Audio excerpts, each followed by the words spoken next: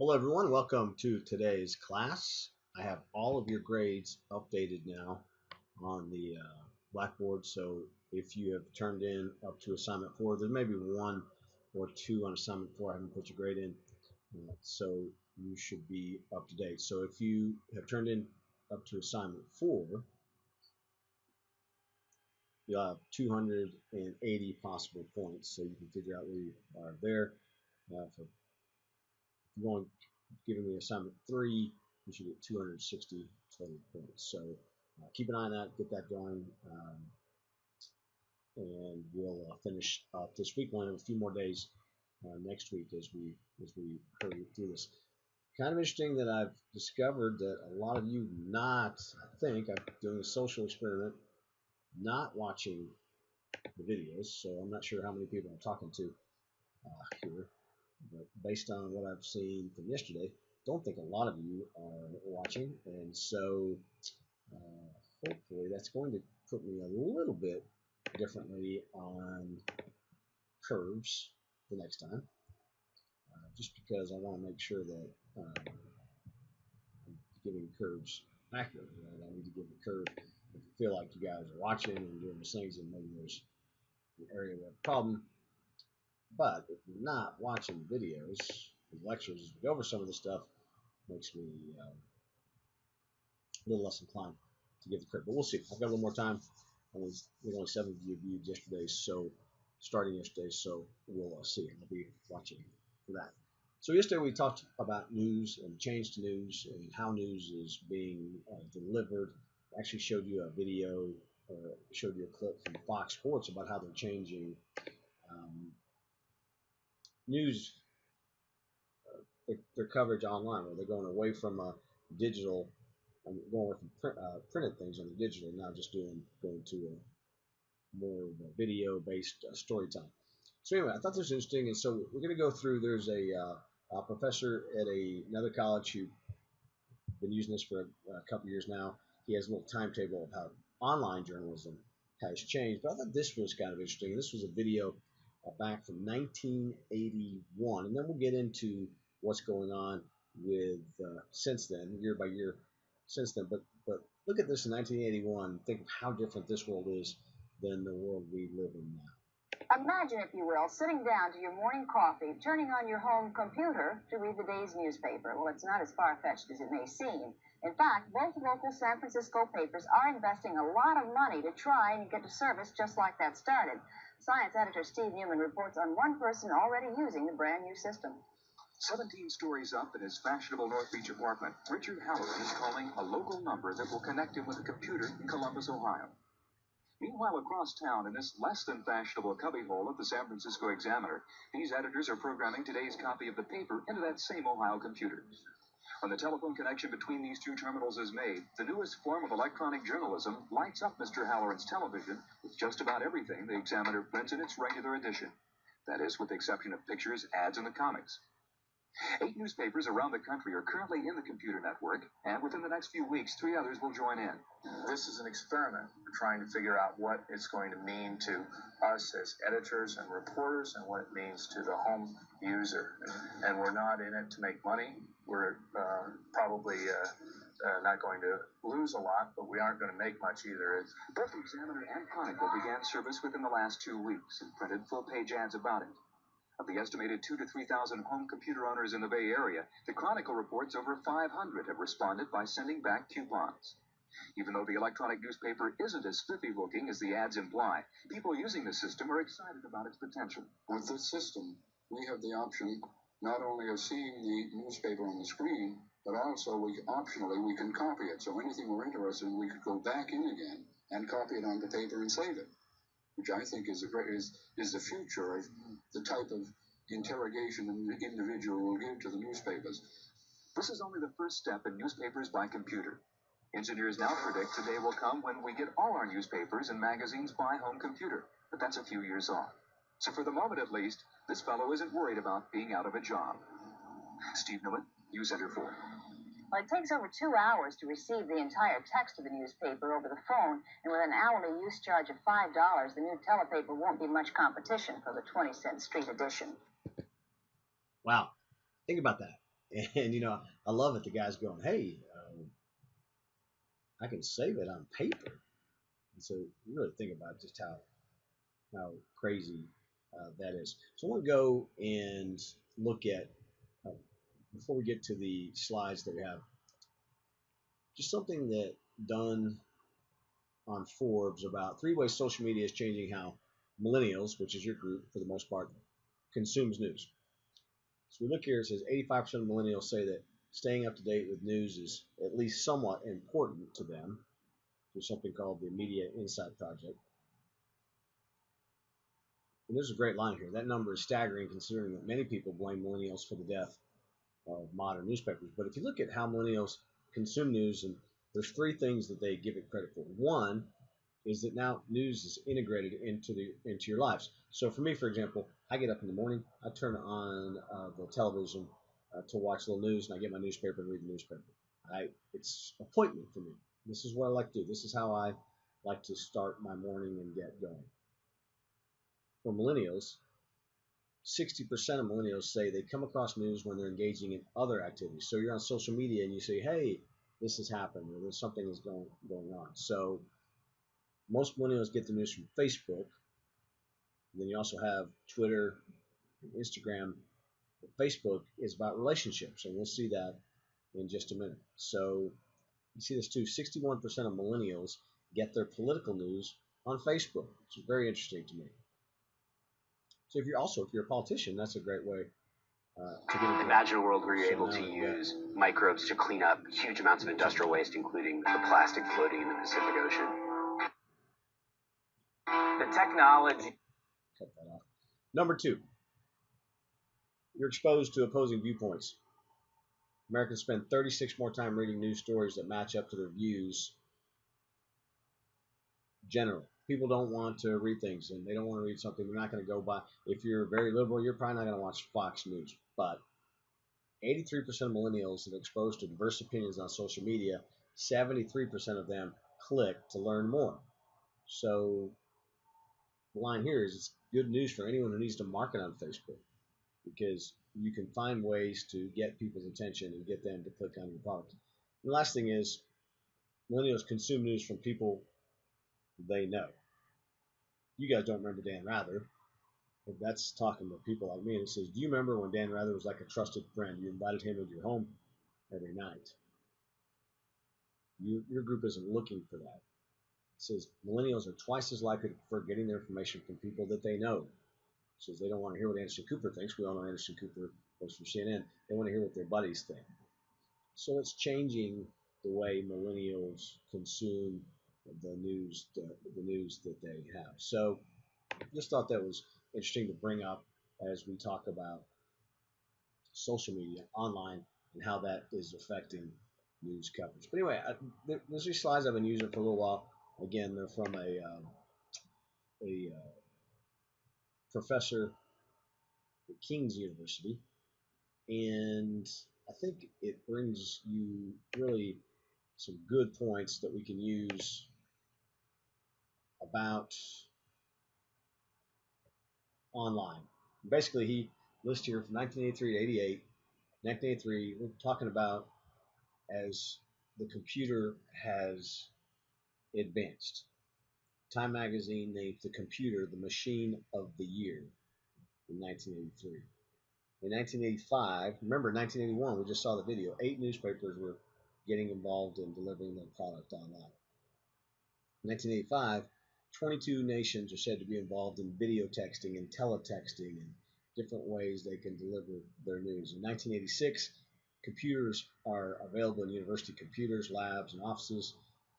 1988, DARPA, which is a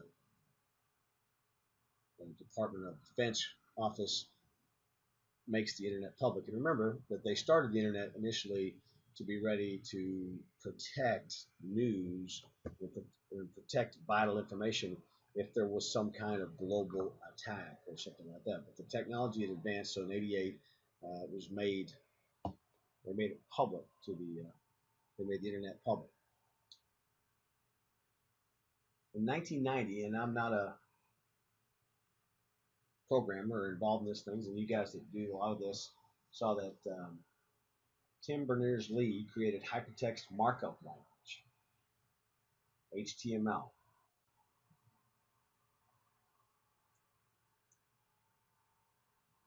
He coined phrases such as mining the web, idea of going down under instead of surfing on top. And then in 1991, he made his web browser and his web software available on the internet and posted notices to news groups saying, hey, this is available to you. So it's a big change and another kind of seminal moment in the development of the internet and computers. In 1993, reasonably reliable servers exist on the web. And then in August, Mosaic, the first graphic web browser for Windows, is released by the University of Illinois. Excuse me. It's graphics. It's got buttons. It causes the web to grow at a 341,000% annual rate of traffic. Keep in mind, that might mean from 1 to 341,000 in 1 year. Not many people using it at that time. So major steps as you look at the development of these things. Apologize again, I've been having bronchitis all semester long. In 1993, October of 1993, the first journalism site on the web is launched at the University of Florida. There are now about 200 web servers in the world. And on December 8th, the New York Times talks about the web. For a major publication like the New York Times to start saying, hey, there may be a change here, that's a big, that's a big moment. In 1994, the first newspaper to regularly publish on the internet, the Palo Alto Weekly, which is out where Stanford is, begins twice weekly posting of its entire content. In April that year, the Yahoo Internet Index is started by a couple of Stanford PhD candidates, David Filo and Jerry Yang. The price then was free. You weren't paying for the content, you were paying for the connection.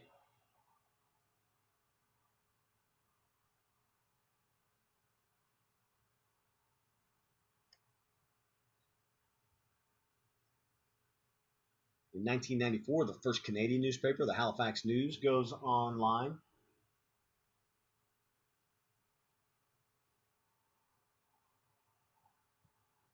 In 1995, the Oklahoma City bombing was the first major event where the internet became a player and people turned to the internet for current information. Web sources include statements from the White House. There were photos of the damage. There were lists of the victims, updated reports. Soon after the explosion, Newsday had an Oklahoma City locator map, an AP story, and a graphic describing the types of bombs used in terrorist attacks on their site. First event in which the power of online journalism is starting to take hold. You can put up so much information, but on top of that, you can update it as it happens. You put out a newspaper story, you're living with that until your next newspaper edition comes out. In March of 1997, the internet became a part of a major news story. There was a cult, the Heaven's Gate cult. They created a website before they committed suicide. The bodies of 39, all men. They're part of a religious group. Mass suicide. But they created a website before that. So they understood then what was happening and the power of the internet. In 1997, the Dallas Morning News got an exclusive for their online edition that Timothy McVeigh was claiming responsibility for that bombing. It's the first time a mainstream news organization breaks a major story on its website, not in the paper.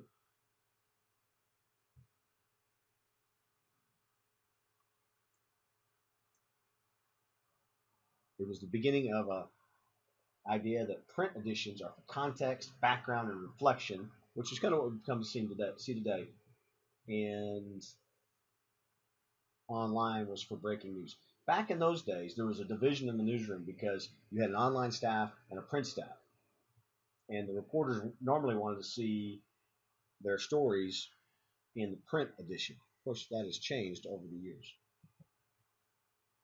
1998, early reports of Bill Clinton, the president, involvement with an intern, Monica Lewinsky, demonstrate how a small independent news site can gain a national news agenda.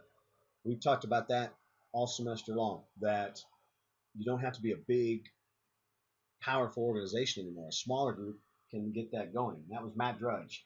He took the opportunity because the traditional media was still not getting into stories like that. The Drudge Report was basically celebrity gossip. Drudge himself admitted that only 80% of what the site published was true. Maybe the start of what we call fake news. He said it was kind of an aggregation of links and rumor. So he was also the first one to break the news that Jerry Seinfeld was demanding $1 million per episode. Interesting enough, I've got Seinfeld on the television back behind us there. There was a Newsweek reporter, Michael Isikoff, who was working on the story at the time, and he heard tapes of conversations between Lewinsky and Linda Tripp that Lewinsky had relationship with the president of the White House. Isikoff had been pursuing the case for more than a year, but can't verify the authenticity of the tapes and chooses to delay publication. So the traditional newspapers, traditional media was still in the caught, and it's a great web to be caught in, not trying to use the word web, making sure the story is verified. Whereas Drudge just said, I'm going with it. And then, of course, there's a frenzy that follows. Newsweek had killed the story. See here in the Drudge Report. At the last minute at 6 p.m. on Saturday evening, Newsweek magazine killed a story that was destined to shake political official Washington's foundation. The White House intern carried on a sexual affair with the President of the United States. Newsweek didn't have a website at that time. And then they got together with the AOL to publish something online. It was a wake-up call to the media. It forces others to say, hey, we've got to get in this game. We can't just sit back here. Michael Kinsey, who was part of Slate, said the internet beat TV and print to the story and ultimately forced it on them for one simple reason: lower standards. Newsweek wanted more information and lost the scoop. And Drudge, of course, later on called himself the most powerful journalist in the United States. 1988, there was the Starr Report. That was an independent investigation into that. Ken Starr decided he was going to bypass the press, and he distributed the document online first. It was published on the web and accessed in English by 55 million people. It was a 445-page report that said there are grounds for impeachment. It's the first time a major newsmaker sidestepped the media and did this on his own. And he did it because he saw the media as being sympathizers to the left. Clinton was a Democrat. And so he said, I know how I can fix this. I'm going to go about it this way. All the way to 2000, mainstream media and news sites began to involve their audience. And I think they started seeing how this could happen. And we talked about this yesterday with Red Raider Sports. If you remember this, Red Raider Sports, it wasn't just the news. It was the fact that people could share ideas, comments, whatever. They could argue with each other. They could yell at each other online. Online news sites began realizing that there is a sense of community here, and we can do that. So here they're saying, hey, share your favorite memories about our prime minister.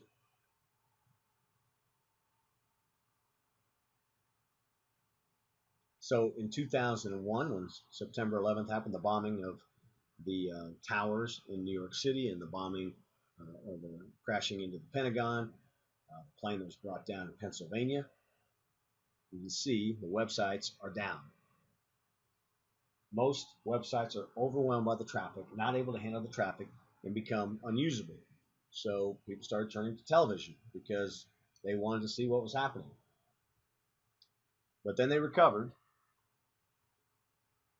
Sites like CNN redesigned their website, removed a lot of the images to speed it up, and then they realized we need more servers, we need more bandwidth, and they became more prepared for these kind of situations.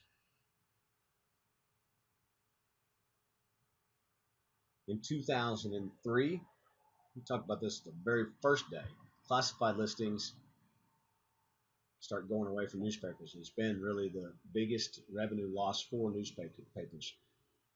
Not only that, the money, not only did they stop spending, but then people realized the money is much more effective online. The studies show people are sacrificing TV time when they go online. They're taking their time. At that time, they had to make a decision. I'm going to go into the room and look at the computer. But things like eBay, Monster.com, places that people used to go to the newspapers to sell their stuff or to hire an employee, was taken away by online sites. In 2003, there's a site, Canada.com. They moved to a paid subscription model. You still got breaking news for free, but if you needed other content, it required dollars to be spent. The CEO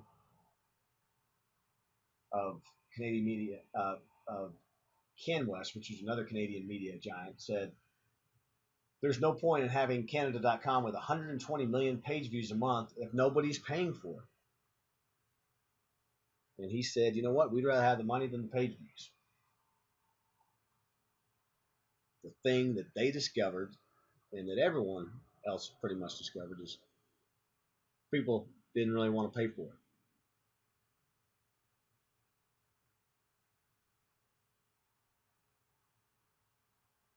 In 2003, started the dawn of citizen media. We call them citizen journalists now. There's blogging software made publishing to the internet easy. There was a Baghdad blogger who was blogging right there as bombings going on, and it really was fantastic for people to read because it really put a real person in the face to the war. U.S. military allowed embedded journalists traveling with the military, so there was some traditional reporters. The thing about the Baghdad blogger, many people didn't believe he was real, but a lot of people did, and they thought it was a realistic version of that.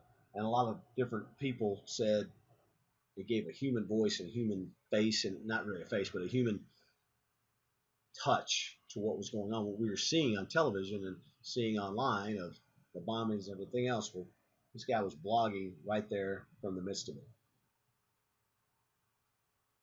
In 2004, bloggers led the way in forcing CBS to retract its story on George Bush's military service.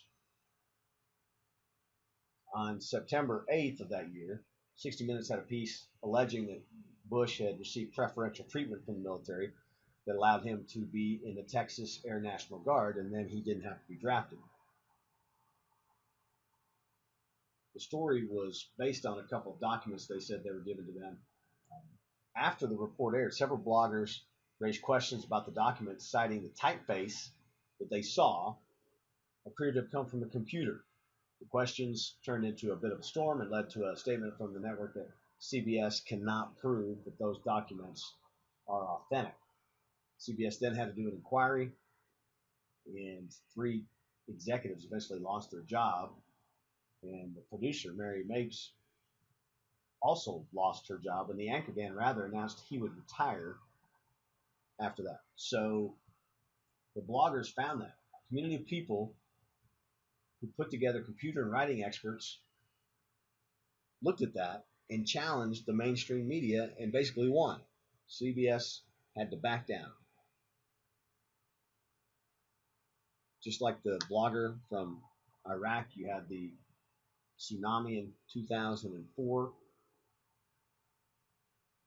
It affected a lot of really poor regions, but also there was a lot of affluent tourists that had digital cameras, mobile phones, blogs.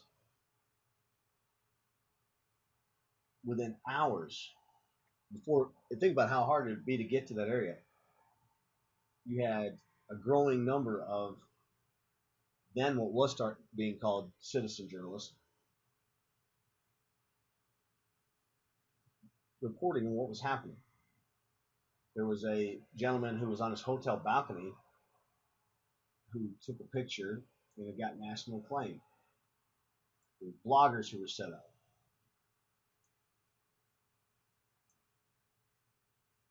There was a team of translators that made sure the blog was available in different languages, and it clocked over 100,000 site visits in 3 days. So ordinary people, people just like you and I, decided we're going to report on what's happening here. That happened in 2004. And so smart people, we've talked all along about being a manager. Mainstream media started saying, you know what? Why do we keep sending people out? Why don't we tell regular people, hey, we'll use your video. The best footage doesn't always necessarily come from the news sources. And this is the reason why, I'll write this down because this is a great test question. Generally, by the time you hear about a story and get out there and everything else, there's been a lot of cleanup. If you're there on the site as it's happening, that's the best thing. You're getting the best views right then.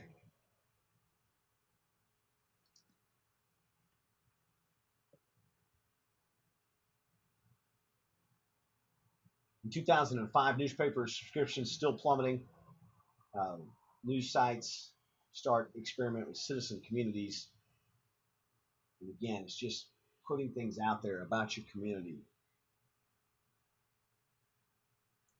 One example that happened, this was in the UK, a 4-week period, a woman investigated, discussed, and coordinated a mother group as she moved into the area, all organized through this site here, Bluffton Today.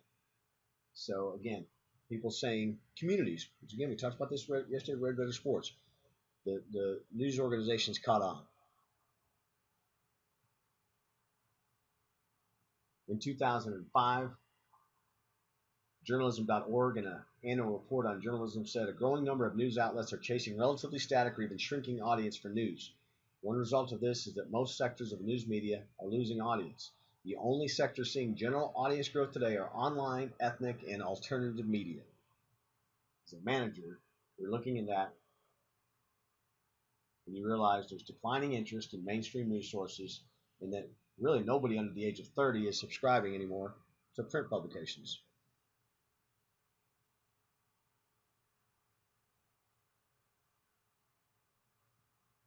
In 2006, there was a guy named Dan Gilmore who was a participatory journalism advocate. He tries to put some emerging ideas into practice.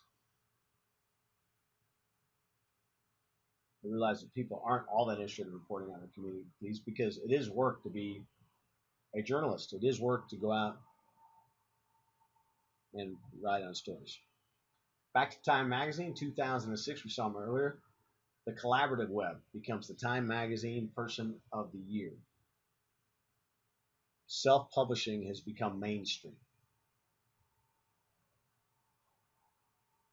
But on the other side of it, bloggers had traditionally gone off scot-free in the past. In 2007, they started getting some pushback. There's a story that Frank D'Angelo, who's president of the Hamilton Steelback Brewery, is interested in buying an NHL team.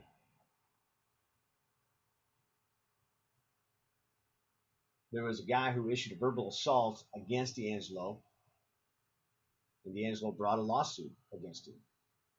So publishing content had legal risks, and there are consequences. And so that's a good thing, right? Because you just can't get on there and decide you're going to say whatever you want to say. But citizen media continued to grow in importance. YouTube had been popular for over a year. user-generated content is the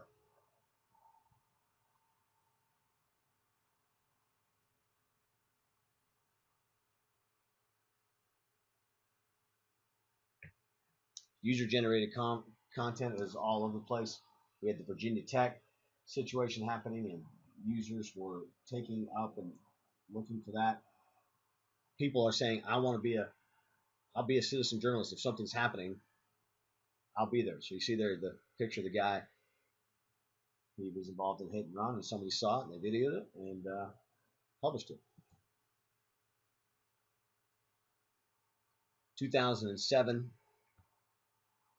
again, there's experiments going. How do you harness this audience? And it was a project saying, hey, you get people to work together. Bring me the content, and then professionals will put it together. A lot of people are going to take a picture because they're going to write a story about it. So people are going to chat rooms. They're going to message boards saying, hey, bring us your information, and we will make it news for you. 2007, state of the news media. 2007, journalism becoming a smaller part of people's mix. And the signs are clear that advertising works differently online than in older media. Consequences that advertisers may not need journalism as they once did, particularly online. Again, they used to news organizations, news shows, newspapers. People started blurring the line between what's information, what's news, and they really are fine with that. They aren't actually going back to news media. They don't need news outlets to find out what time the movie. There used to be a huge part of the newspaper that had what time movies were playing at the theater. And the number of people paying for news was going smaller and smaller. And people were finding out about goods and services on the internet was easy to do, and they stopped doing things like using the yellow pages.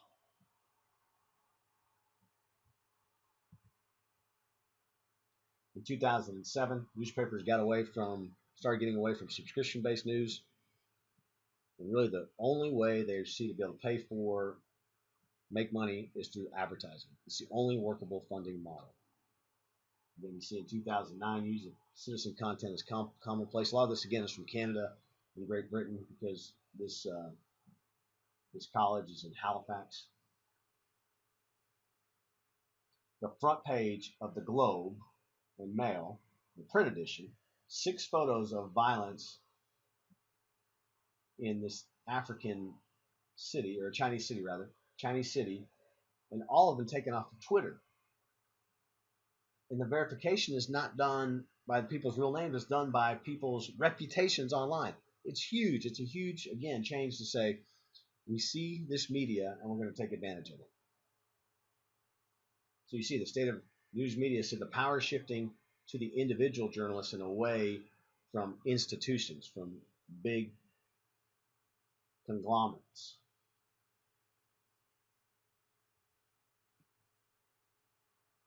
In 2010, people are starting to experiment with mobile. We're just at the 10-year anniversary of the iPhone. Wireless is changing everything. There's a bigger screen for video. Web browsers are more accessible online. More people's time on subway and waiting for coffee, waiting for a haircut. All now a different way to deliver your media. Cell phone service is very profitable. 2011, New York Times reports about their success with digital, and they put a story about it, and they're actually also in there trying to get people still to buy a regular subscription. You see on here, number of digital subs may surpass daily print subs by early 2014. They're reporting that, and they're also still saying, hey, subscribe to our paper. The state of the news media in 2012, a more fundamental challenge that we identified last year, has intensified the extent to which technology intermediaries, Google, Amazon, Facebook, Apple, now control the future of news. And you see the Little graphic: 23% of U.S. adults now get news on at least 2 digital devices.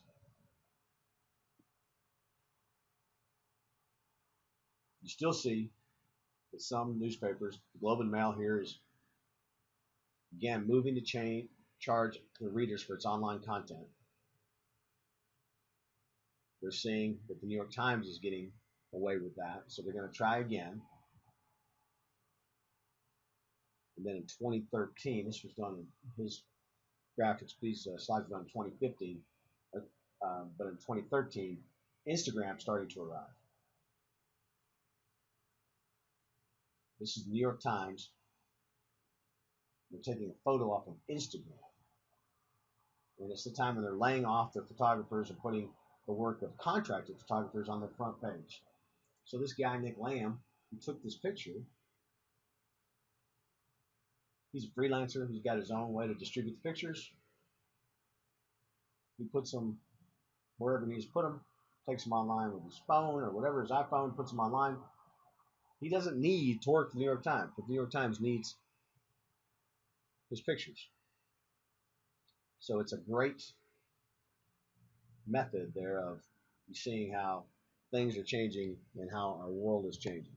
So that is it for those, and it's again just trying to figure from this again what we've talked about as managers, that you've got to see, you've got to look and say, hey, at one time paid media content was the thing, then it went away. Now we're seeing it again where people are saying maybe we can get money off that. You have to think as a manager, you have to realize that what is happening today isn't necessarily happening tomorrow. We just heard Kevin Plank, the CEO of Under Armour, said anyone trying to do a 10-year strategic plan is fooling themselves. You can only go 3 years out, 5 years out, because who can guess what technology is going to be like 10 years from now? So keep all that in mind. Again, I should have all of your grades put in. Remember to get your assignment 4 turned in. We'll have one more assignment, just a few more days, and then another test next week, and then we're done. Hopefully you're watching this. There'll be some test questions. Look, I wrote some down right there off test questions. So have a great rest of your day. Appreciate you watching today.